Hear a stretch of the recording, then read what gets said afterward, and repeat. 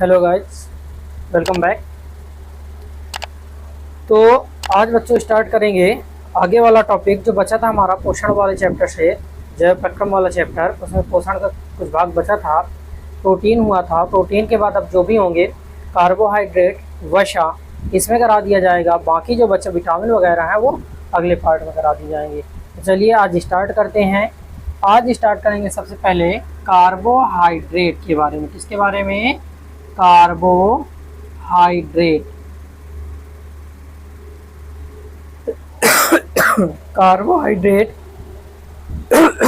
Carbohydrate को वैसे carbohydrate, ठीक है। फिर कार्बोहाइड्रेट की अगर बात करो तो कार्बोहाइड्रेट को सैकेराइड भी बोला जाता है। क्या बोला जाता है? सैकेराइड। दूसरा, कार्बोहाइड्रेट का अगर हम संधि विच्छेद करें तो किससे बना है? कार्बन और हाइड्रेट। किससे बना है? कार्बन और हाइड्रेट से मिलकर बना है। किससे मिलकर बना है बच्चों? कार्बन और हाइड्रेट से मिलकर बना है। कार्बन यानी कि कार्बन ही हुआ, हाइड्रेट का मतलब हुआ H2O। मतलब कार्बन के हाइड्रेट को हम क्या बोलते हैं? कार्बोहाइड्रेट। कार्बोहाइड्रेट क्या है? तो कार्बन के हाइड्रेट, कार्बन के हाइड्रेट कार्बोहाइड्रेट कहलाते हैं। क्या कहलाते हैं?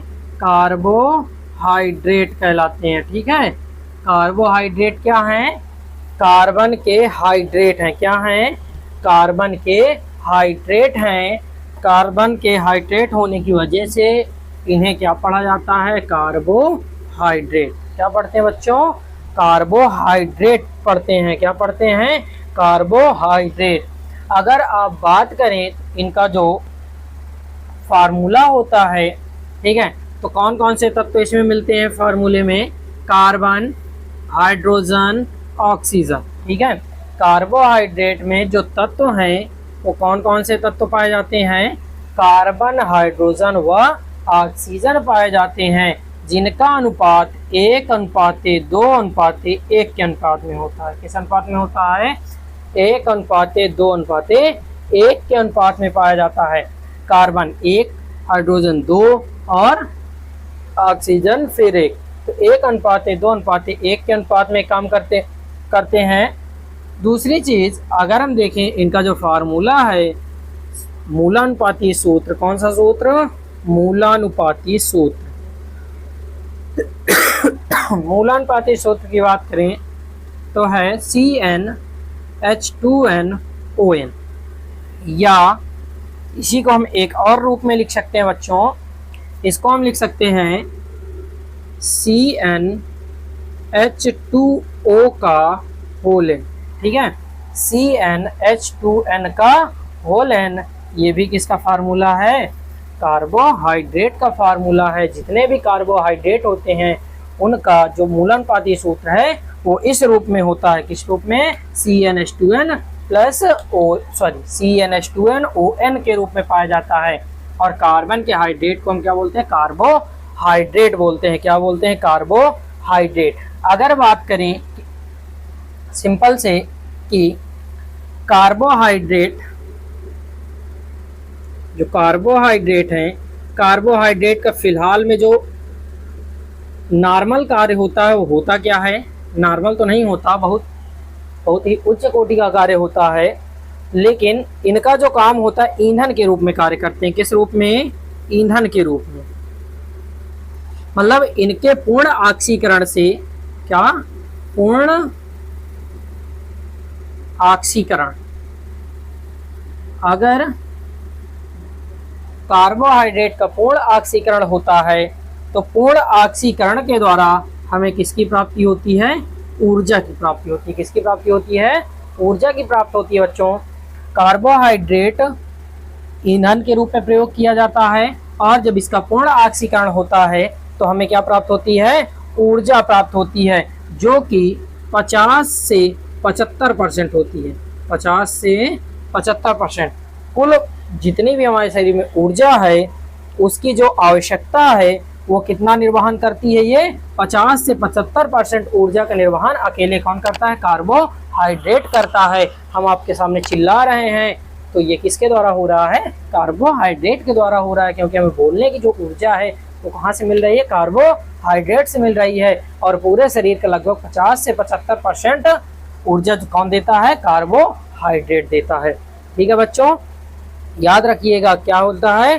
कार्बोहाइड्रेट। अगर हम बात करें कि जो 1 ग्राम अगर ग्लूकोज का जो फार्मूला होता है क्या होता है? C6H12O6। क्या होता है? C6H12O6 ग्लूकोज का फार्मूला होता है। अगर 1 ग्राम ग्लूकोज का पूर्ण ऑक्सीकरण कराया जाए, क्या कराया जाए? पूर्ण ऑक्सीकरण कराया जाए तो इसके द्वारा लगभग 4.2 किलो कैलोरी 4.2 किलो कैलोरी ऊर्जा मुक्त होती है। ठीक है, 1 ग्राम के ग्लूकोज के जो अपूर्ण ऑक्सीकरण की प्रक्रिया है अगर हम करा दें तो हमें कितनी ऊर्जा मिलती है? 4.2 किलो कैलोरी ऊर्जा की प्राप्ति होती है। तो याद रखिएगा, 1 ग्लूकोज विखंडन के द्वारा हमें 4.2 किलो कैलोरी ऊर्जा प्राप्त होती है। अब आगे चलते हैं कि जो ग्लूकोज कार्बोहाइड्रेट है, क्या है? कार्बोहाइड्रेट। तो कार्बोहाइड्रेट के प्रकार कौन से हैं? कार्बोहाइड्रेट के प्रकार,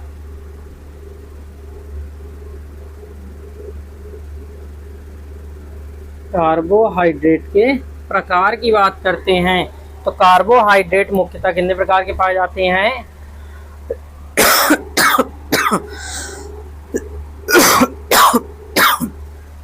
3 प्रकार के होते हैं। कितने प्रकार के होते हैं? मुख्यतः 3 प्रकार के। मोनोसेकेराइड,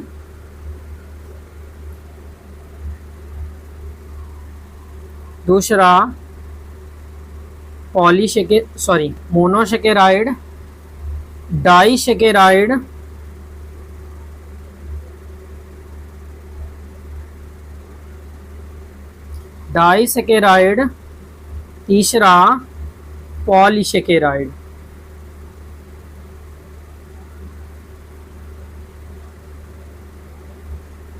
मोनोसेकेराइड, डाइसेकेराइड और पॉलीसेकेराइड। कितने प्रकार के सेकेराइड होते हैं?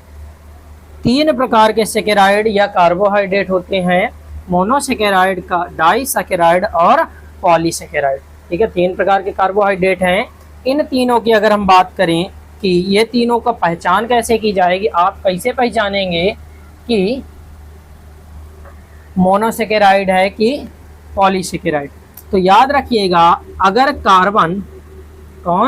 कार्बन सरल रूप में है, ठीक है, किस रूप में है? सरल अवस्था में है। कैसे है? सरल अवस्था में। किस रूप में है? सरल अवस्था में अगर कार्बन उपस्थित है तो हम क्या बोलते हैं? मोनोसेकेराइड अणु है। कैसा अणु है? मोनोसेकेराइड अणु है। अगर कार्बन किस अवस्था में पाया जाए? सरल रूप में पाया जाए,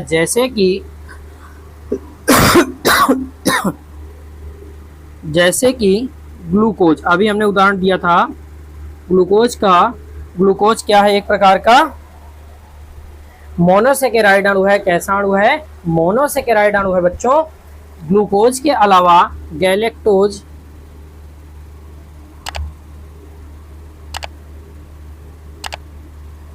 ट्राइओज आदि। ठीक है, मोनोसेकेराइड अणु क्या होते हैं? जब कार्बन सरल अवस्था में उपस्थित होता है तो हम उसे क्या बोलते हैं? मोनोसेकेराइड अणु। मोनो का मतलब होता है एक, मतलब सेकेराइड का जब केवल एक अणु उपस्थित हो तो क्या कहलाता है? मोनोसेकेराइड कहलाता है। क्या कहलाता है? मोनोसेकेराइड। उदाहरण है ग्लूकोज, गैलेक्टोज, ट्राइओज और आदि। ठीक है, अब इसके बाद अगर बात करते हैं डाइसेकेराइड की, तो डाई का मतलब होता है 2, यानी कि कितने कार्बन परमाणु उपस्थित होंगे? जब दो मोनोसेकेराइड अणु उपस्थित होते हैं। कौन उपस्थित होता है? जब 2 मोनोसेकेराइड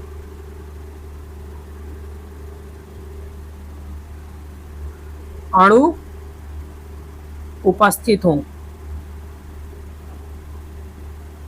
जब 2 मोनोसेकेराइड अणु उपस्थित होते हैं तो क्या कहलाता है? डाइसेकेराइड। क्या कहलाता है? डाइसैकेराइड कहलाता है। ठीक है, जब दो मोनोसैकेराइड होंगे तो क्या कहलाएगा, डाइसैकेराइड कहलाएगा बच्चों। जैसे कि चीनी आप खाते हैं, उसका नाम है सुक्रोज। क्या है, सुक्रोज, उसका नाम क्या है, सुक्रोज है बच्चों। इसके अलावा माल्टोज, इसके अलावा माल्टोज क्या होता है, माल्टोज। ठीक है, अगर हम बात करें इसके अलावा आप दूध में पीते हैं एक और शर्करा का नाम लिख लीजिएगा, लैक्टोज। क्या होता है, लैक्टोज। ठीक है, इस प्रकार अगर हम बात करें कि जो सुक्रोज है किससे मिलकर बना होता है, सुक्रोज मिलकर बना होता है ग्लूकोज अणु और फ्रक्टोज अणु। ग्लूकोज और फ्रक्टोज के मिलने से क्या बनता है, सुक्रोज बनता है। क्या बनता है, सुक्रोज। ग्लूकोज क्या है, एक मोनोसैकेराइड अणु है। फ्रक्टोज क्या है, एक मोनोसैकेराइड अणु है। तो कितने मोनोसैकेराइड अणु हैं, 2। इसलिए किसका निर्माण हो रहा है, डाइसैकेराइड का। किसका निर्माण हो रहा है, डाइसैकेराइड का। और जो माल्टोज है इसका निर्माण किसके द्वारा होता है, माल्टोज का निर्माण होता है ग्लूकोज और ग्लूकोज से। ग्लूकोज और ग्लूकोज अणु जब आपस में मिल जाते हैं, 2 ग्लूकोज अणु, तो किसका निर्माण हो जाता है, माल्टोज का निर्माण हो जाता है। किसका निर्माण हो जाता है, माल्टोज का। और लैक्टोज का निर्माण होता है जब ग्लूकोज के साथ ग्लूकोज के साथ लैक्टोज आता है, ग्लूकोज के साथ गैलेक्टोज। जब ग्लूकोज के साथ गैलेक्टोज आ जाता है तो लैक्टोज का निर्माण हो जाता है। तो इस प्रकार से ये मोनोसैकेराइड अणुओं का निर्माण होता है। ठीक है, याद रहेगा, जब 2 मोनोसैकेराइड अणु उपस्थित हों तो क्या कहलाएगा, डाइसैकेराइड कहलाएगा। उदाहरण है सुक्रोज, माल्टोज, लैक्टोज आदि। चलिए इस प्रकार देख लेते हैं इसको भी कि पॉलीसैकेराइड क्या है। तो पॉलीसैकेराइड में क्या होता है,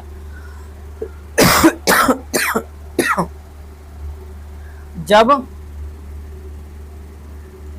मोनोसैकेराइड अणुओं की श्रृंखला हो, जब मोनोसैकेराइड अणुओं की श्रृंखला होती है तो क्या कहलाता है, पॉलीसैकेराइड कहलाता है। क्या कहलाता है, पॉलीसैकेराइड। यानी कि 2 से अधिक मोनोसैकेराइड अणु होंगे तो क्या कहलाएगा, पॉलीसैकेराइड कहलाएगा। जैसे है इसमें का, जैसे मान लो स्टार्च, स्टार्च या इसी को हिंदी में बोलते हैं मंड। क्या बोलते हैं, मंड।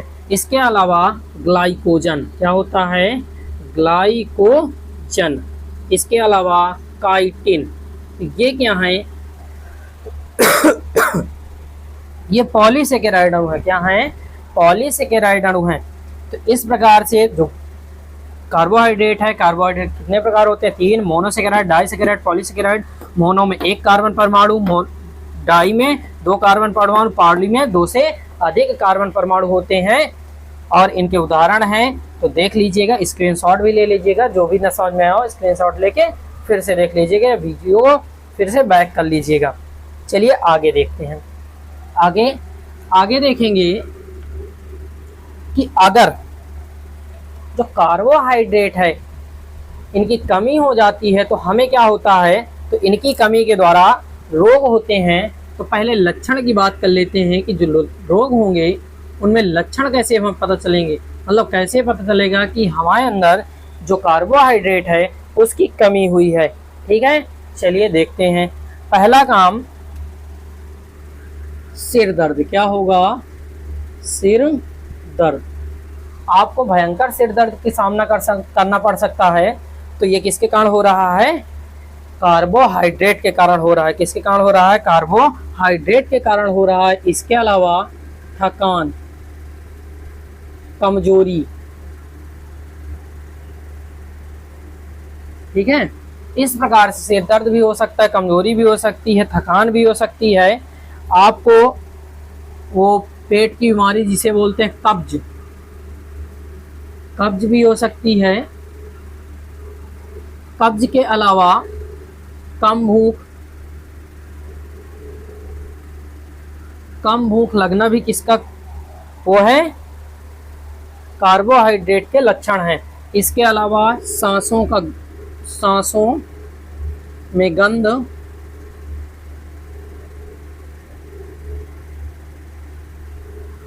सांसों में गंध। सिर दर्द, थकान, कमजोरी, कब्ज, भूख ना लगना, सांसों में गंध, ये सब किसके लक्षण हैं?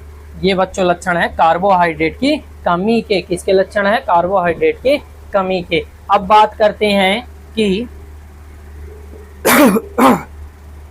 जो इसका कार्य है, क्या है इसका कार्य है, कार्य की बात करते हैं कि कार्य क्या होते हैं?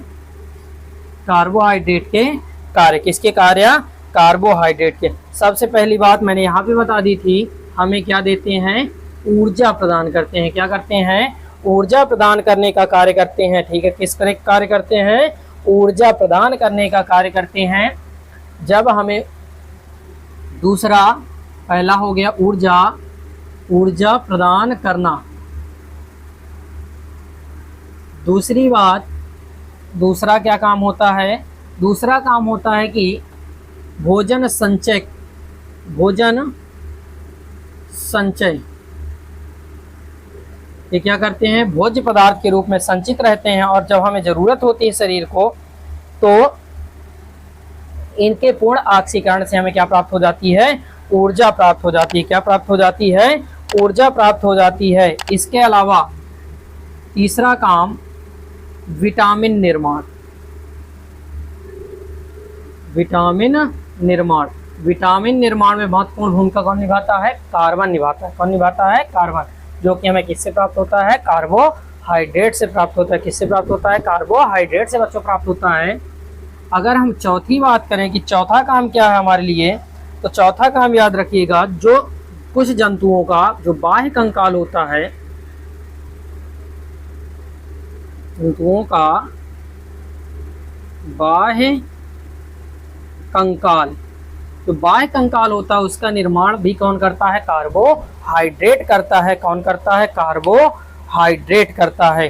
ठीक है, इस तरीके से याद रखिएगा कार्य क्या है, लेकिन मेन उद्देश्य होता है इसका ऊर्जा को देना, हमारे शरीर को ऊर्जा की प्राप्ति करवाना, यही मुख्य कार्य होता है।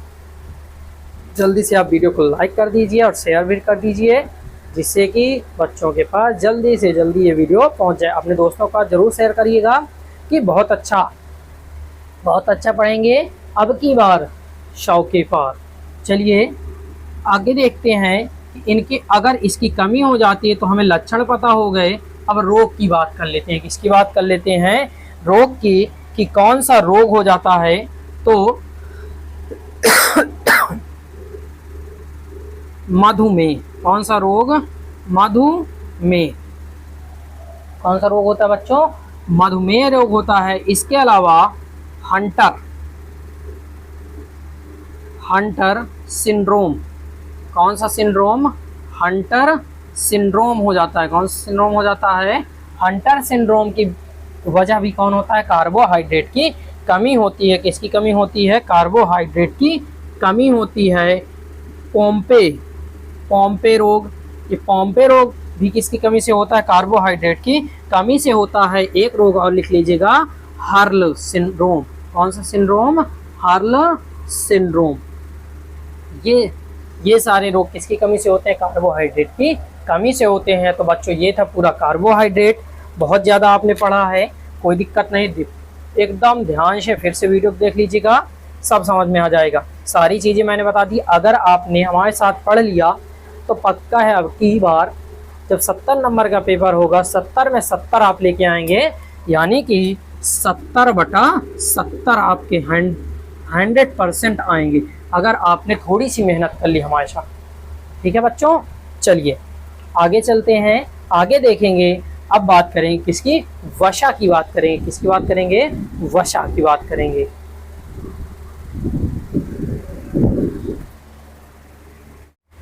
तो कार्बोहाइड्रेट हैं, कार्बोहाइड्रेट के स्रोत। कार्बोहाइड्रेट के अगर हम स्रोत की बात करें तो कार्बोहाइड्रेट हमें किससे प्राप्त होता है? आलू, चावल, गेहूं, इनके द्वारा हमें किसकी प्राप्ति होती है? कार्बोहाइड्रेट की प्राप्ति होती है। इसके अलावा गुड़, एक आपने सुना होगा, गन्ने से बनता है, उससे भी हमें किसकी प्राप्ति होती है? कार्बोहाइड्रेट की प्राप्ति होती है। किसकी प्राप्ति होती है? कार्बोहाइड्रेट की। तो ये टॉपिक थोड़ा छूट गया था, तो देख लीजिएगा, एडजस्ट कर दिया वीडियो को, देख लीजिएगा। कार्बोहाइड्रेट के जो स्रोत हैं आलू, चावल, गेहूं और गुड़ हैं, इनके द्वारा हमें किसकी प्राप्ति होती है? कार्बोहाइड्रेट प्राप्ति होती है। ठीक है बच्चों।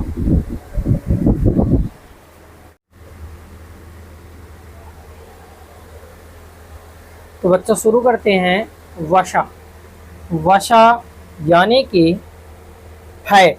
वसा क्या है? इंग्लिश में फैट्स बोलते हैं। क्या बोलते हैं? वसा। वसा क्या होती हैं? तो वसाएं एक प्रकार का एस्टर होती हैं। क्या होती हैं?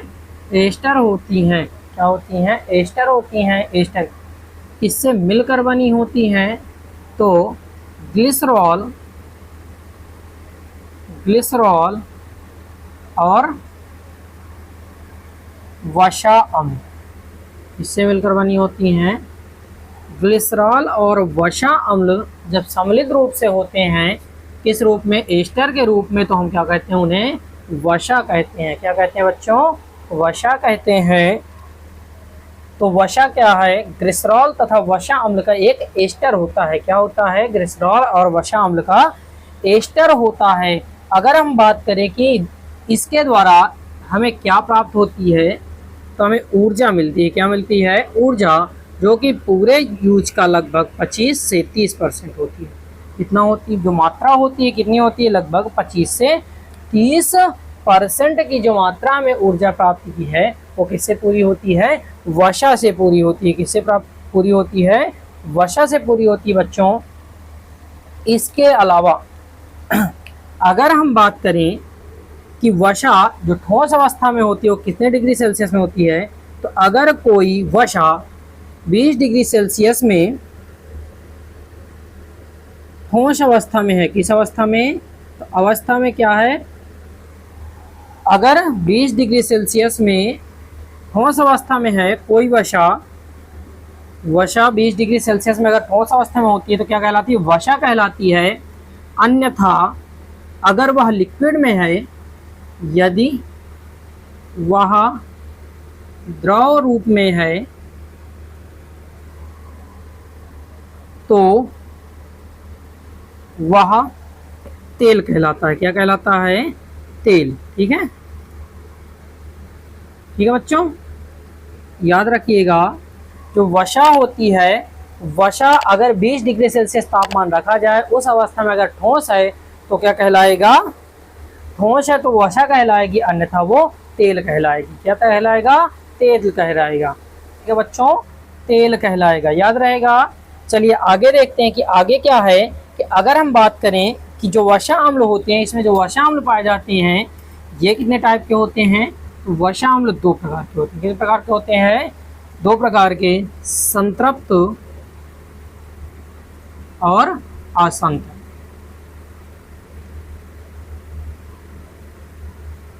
संतृप्त वसा अम्ल और असंतृप्त वसा अम्ल ये क्या होते हैं?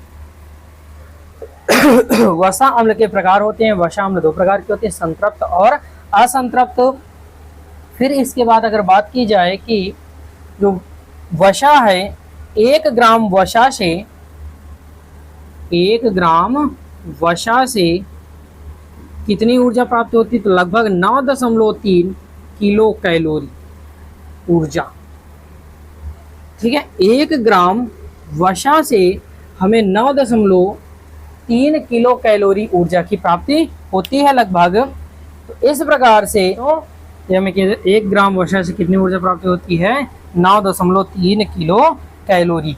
अब अगर बात करें कि ऊर्जा का जो कार्य होता है, कार्य क्या है, तो कार्य देख लेंगे बच्चों। ऊर्जा का कार्य होता है ऊर्जा प्रदान करना। क्या होता है? ऊर्जा प्रदान करना। ठीक है, ऊर्जा जो वसा है, वसा में क्या देती है?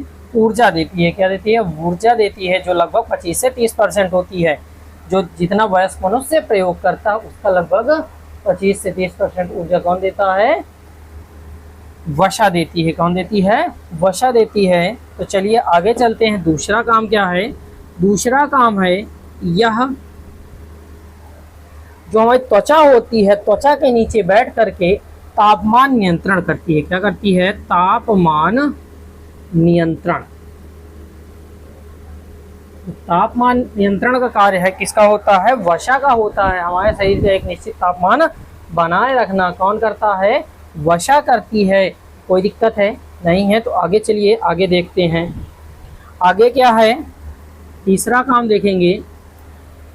तो तीसरा काम हमारे शरीर में होता है कि जो हम भोजन करते हैं तो भोजन में जो स्वाद आता है, स्वाद प्रदान करना, स्वाद प्रदान करना भी किसका कार्य है? वसा का ही काम होता है। जो हमें स्वाद प्रदान करती है वो भी काम किसका है? वसा का है। इसके अलावा जो हमारे शरीर में कार्य होता है, सुरक्षा होता है। क्या होता है? सुरक्षा। हमें चोटों से सुरक्षा देती है, तो वसा होती है। जैसे कि हम अपने ये पेन ये पेन मारा, ठीक है, तो इस प्रकार से हमें कोई चोट नहीं आई है, हमारे शरीर में कोई चीज़ घाव वगैरह नहीं हुआ है, तो ये सारी सुरक्षा प्रदान करने का कार्य कौन करता है? वसा करती है। वसा जो आंतरिक अंग है उनको क्या देती है? प्रोटेक्शन देती है। क्या देती है बच्चों? प्रोटेक्शन देती है, सुरक्षा देने का कार्य करती है। इसके अलावा और क्या हो सकता है? तो अगर वसा की कमी हो जाती है तो अगर वसा की कमी हो जाती है तो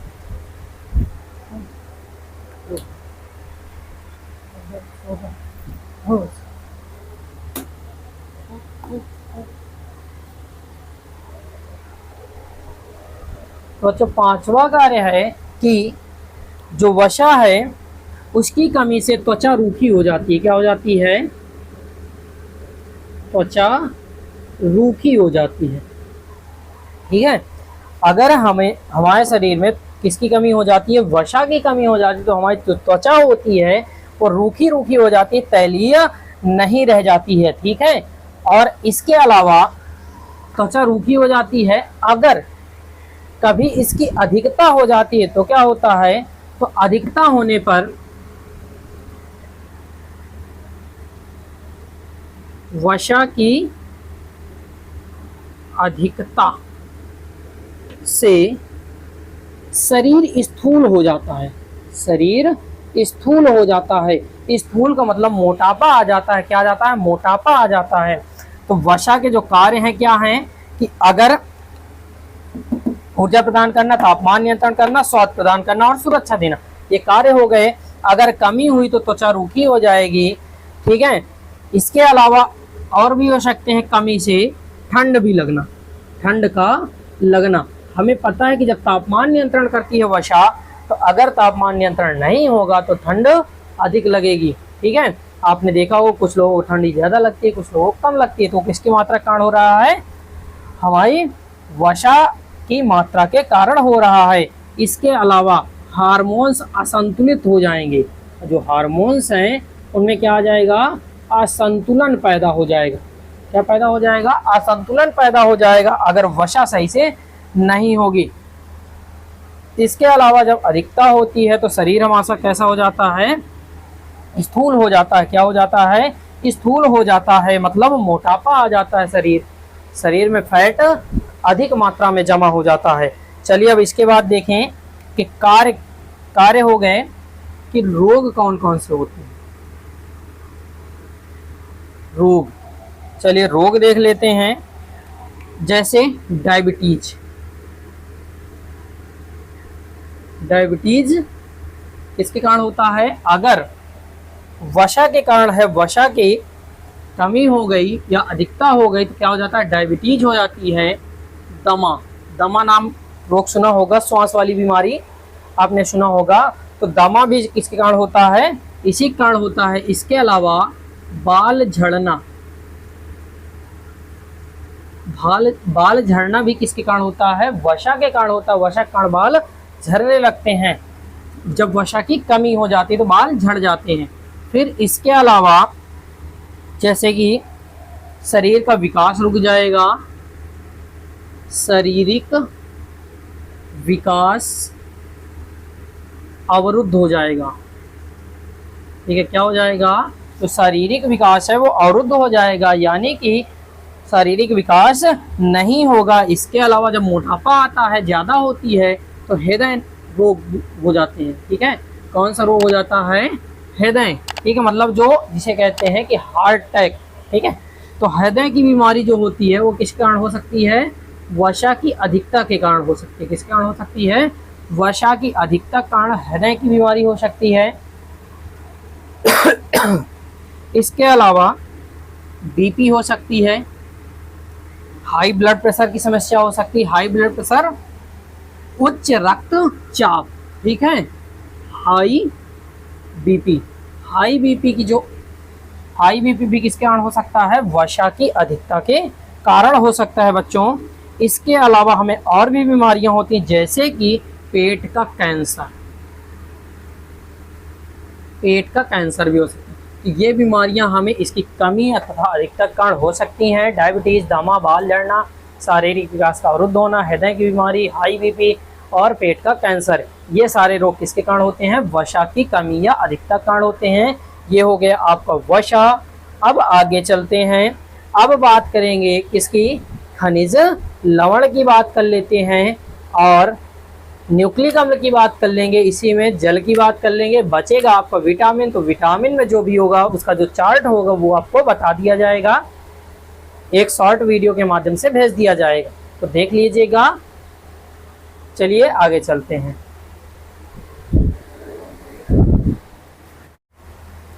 वसा के स्रोत। वसा के स्रोत की बात करें बच्चों, ये हमें मिलती है सरसों, घी, नारियल, बादाम, वनस्पति, इनके द्वारा हमें किसकी प्राप्ति होती है बच्चों? वसा की प्राप्ति होती है। किसकी प्राप्ति होती है बच्चों?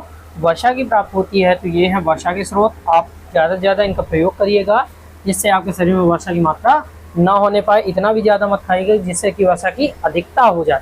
तो दोनों चीज़ें मतलब एक निश्चित अनुपात में ही हमें कोई चीज़ ग्रहण करनी है। तो चलिए आगे चलते हैं।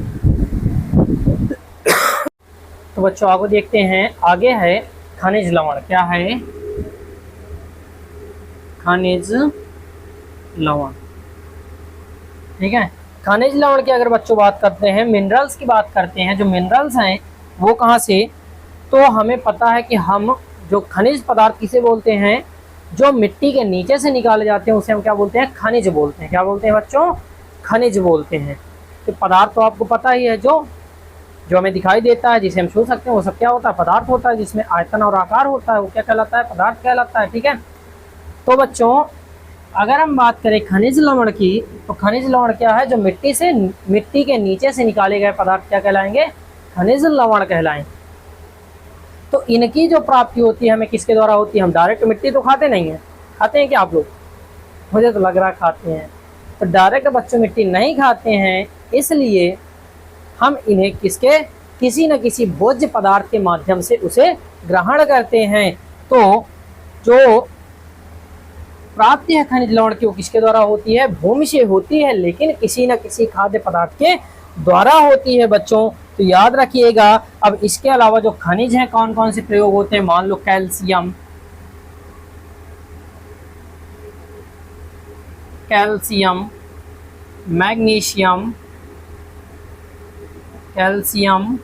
मैग्नीशियम, लोहा, ठीक है। इसके अलावा बहुत सारी चीज़ें होती हैं, फास्फोरस, जो हमारे शरीर की ज़रूरतों को पूरा करते हैं। क्या करते हैं? हमारे शरीर की ज़रूरतों को पूरा करते हैं। वैज्ञानिकों ने निकाला है कि जो लगभग 15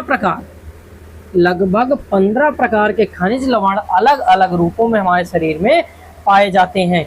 जो पुराने समय में एक कविता कही गई थी, मिट्टी का शरीर है मिट्टी में मिल जाना है। क्या कहा जाता था? मिट्टी का शरीर है मिट्टी में मिल जाना है। यानी कि उनके कहने का मतलब गलत नहीं था।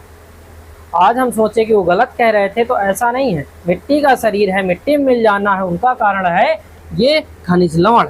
यानी कि जो भी तत्व हमारे अंदर पाए जाते हैं वही मिट्टी में पाए जाते हैं, बस मात्राओं का हेर फेर होता है। तो इसलिए कहते हैं कि मिट्टी का शरीर है मिट्टी में मिल जाना है, ठीक है। तो ठीक है बच्चों, तो 15 प्रकार के जो खनिज लवण होते हैं वो कहाँ पाए जाते हैं? मनुष्य के शरीर में पाए जाते हैं। किसके शरीर में पाए जाते हैं? आपके और हमारे शरीर में पाए जाते हैं। जो कि कुल वजन का लगभग 4 से 5% होते हैं। जो हमारे पूर्ण शारीरिक वजन होता है उसका लगभग 4 से 5% क्या होते हैं, खनिज लवण होते हैं, जो कितने प्रकार के होते हैं, लगभग 15 प्रकार के पाए जाते हैं। फिर इसके अलावा अगर कोई गर्भवती स्त्री होती है तो उसमें जो लौह है और कैल्शियम है इसकी कमी हो जाती है। किसकी कमी हो जाती है, कैल्शियम और लोहे की कमी हो जाती है किसमें, गर्भवती महिलाओं में। ठीक है, गर्भवती महिलाओं में इसकी कमी हो जाती है। तो ये हुआ आपका बच्चों खनिज लवण। खनिज लवण क्या हैं कि वे जो मिट्टी से प्राप्त होते हैं, लेकिन मिट्टी से हम डायरेक्ट नहीं ले सकते हैं, जो खाद्य पदार्थों के द्वारा लेते हैं वो क्या कहलाते हैं, खनिज लवण कहलाते हैं। कौन कौन से, कैल्शियम, मैग्नीशियम, लोहा और फास्फोरस। इस प्रकार से और वैज्ञानिकों ने निकाला है कि जो 15 प्रकार के लगभग खनिज हमारे शरीर में अलग अलग रूपों में पाए जाते हैं, जो पूरे शरीर भार का 4 से 5% होते हैं। और गर्भवती महिलाओं में लोहे तथा कैल्शियम की कमी हो जाती है। इसके अलावा जो इनकी मात्राएं हैं, इनके जो स्रोत हैं, ठीक है, तो उन्हें हम आपको एक शॉर्ट वीडियो में पूरी सारणी बना करके दे देंगे, आप शॉर्ट वीडियो को देख लीजिएगा। चलिए अब आगे देखते हैं। यहीं पे अगर हम जल की बात कर लें तो जल भी निपट जाएगा। जल की बात कर लेते हैं।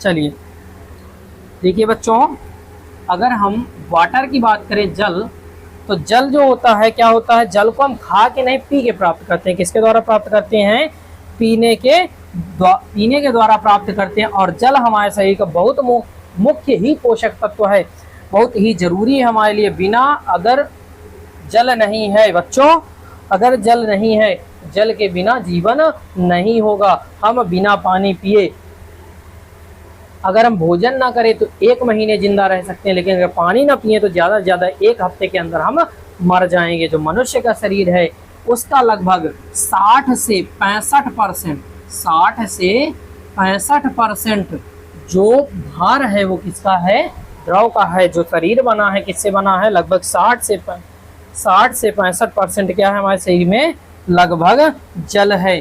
ठीक है, लगभग वही कहा जाता है कि 70 के आसपास, 70% के आसपास हमारे शरीर में क्या पाया जाता है, पानी पाया जाता है। और पानी का काम क्या होता है, तो पानी का काम पहले तो पसीना निकालना, जिससे क्या होगा, शरीर का जो तापमान है वो संतुलित रहेगा। पसीना क्यों आता है आपको, तो ये जो हमारे शरीर में श्वेत ग्रंथियाँ होती हैं वो क्या निकालती हैं, स्राव निकालती हैं, जिसे हम पसीना कहते हैं।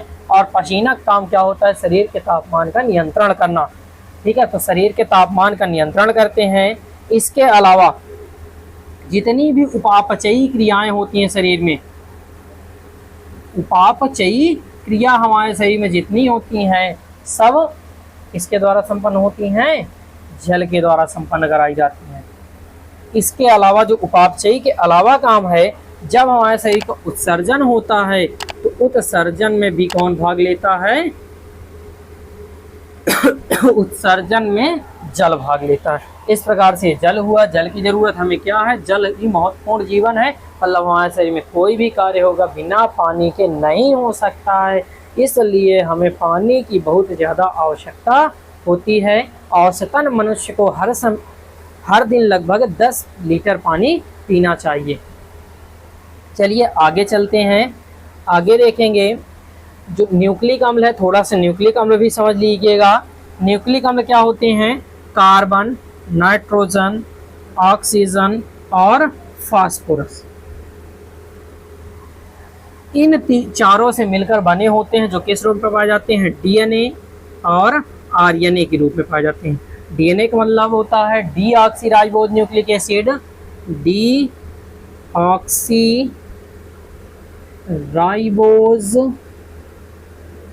न्यूक्लिक एसिड, ठीक है, फुल फॉर्म होता है। और इसका होता है राइबोज न्यूक्लिक एसिड, ठीक है। तो आरएनए का फुल फॉर्म हुआ राइबोज न्यूक्लिक एसिड और डीएनए का फुल फॉर्म हुआ डीऑक्सीराइबोज न्यूक्लिक एसिड। न्यूक्लिक अम्ल किससे मिलकर बने होते हैं, कार्बन, नाइट्रोजन, ऑक्सीजन और फास्फोरस से मिलकर बने होते हैं। इनका काम क्या होता है? तो जो आनुवांशिक लक्षण होते हैं, कैसे लक्षण होते हैं? आनुवांशिक लक्षण होते हैं। आनुवांशिक लक्षणों को एक पीढ़ी से दूसरी पीढ़ी, इसमें दूसरी पीढ़ी में ट्रांसफर किया जाता है। जो अनुवांशिक किसके रूप में ट्रांसफर किया जाता है? तो अनुवांशिक लक्षणों को एक पीढ़ी से दूसरी पीढ़ी में ट्रांसफर करते रहते हैं। जो हमारे लक्षण माता पिता के थे वो हमारे अंदर आते हैं, हमारे लक्षण हमारे बच्चों में जाएंगे। तो इस प्रकार से ट्रांसफर कौन करता है? अनुवांशिक लक्षणों को डीएनए और आरएनए करते हैं। आरएनए क्या होता है? विषाणुओं का अनुवांशिक पदार्थ होता है और डीएनए सभी जीवों का। ठीक है, ये अंतर होता है। बाकी डीएनए और आरएनए के जो वीडियो देखेंगे आगे फिर से बताया जाएगा, तो उसमें देख लीजिएगा जब 12th वाला चलेगा, 11th और 12th का बैच का, तो उसमें जाके देख लीजिए कि यहाँ पे ज़्यादा कुछ नहीं है, ज़्यादा घुसने की भी ज़रूरत नहीं है। इसके अलावा दूसरा काम क्या करते हैं? एक काम ये हो गया अनुवांशिक लक्षणों को एक पीढ़ी से दूसरी पीढ़ी। दूसरा काम होता है कि प्रोटीन संश्लेषण का नियंत्रण करते हैं। प्रोटीन संश्लेषण, तो प्रोटीन संश्लेषण होता है उसका नियंत्रण किसके द्वारा होता है? न्यूक्लिक अम्ल के द्वारा होता है। किसके द्वारा होता है? न्यूक्लिक अम्ल के द्वारा होता है। ठीक है, फिर इसके बाद तीसरा काम होता है क्रोमैटिन जाल का निर्माण करते हैं। किसका निर्माण करते हैं? क्रोमैटिन जाल बनाते हैं। क्या बनाते हैं? क्रोमैटिन जाल बनाते हैं। तो ये हो गया आपका न्यूक्लिक अम्ल। देख लीजिएगा फिर से वीडियो, ना समझ में फिर से देखिएगा, बार बार देखिए, 1000 बार देखिए, लेकिन 70 पे 70 तो लेके ही आना है, चाहे जैसे आना हो। ठीक है, 70 में 70 लाना है। आप अगर मेहनत करेंगे तो बहुत ज़्यादा आगे बढ़ेंगे, नहीं करेंगे तो नहीं बढ़ेंगे। और साथ में वीडियो को शेयर भी करते रहिएगा अपने दोस्तों के पास, जिससे कि उन्हें भी शिक्षा मिल सके। चलिए देखते हैं बच्चों आगे की बात, आगे चलते हैं। तो अब जो बचा है आगे विटामिन वाला, तो विटामिन के की बात अगले वीडियो पे करेंगे, क्योंकि बड़ा टॉपिक है तो ज़्यादा समय लगेगा। तो आगे वाली वीडियो में करेंगे, उसी में खनिज लवण के जो चार्ट बचा है वो चार्ट आपको करवा दिया जाएगा। क्लियर है बात? चलिए आज के लिए बहुत बहुत धन्यवाद आपका। बस वीडियो को जल्दी से जल्दी जितना हो सके फैला दीजिए, फैला दो पूरे आसमां में कि कोई आया है, कि अब की बार 70 पे 70 नंबर लेके आना है। तो चलिए चलते हैं बच्चों, आज से विदा लेते हैं। जय हिंद।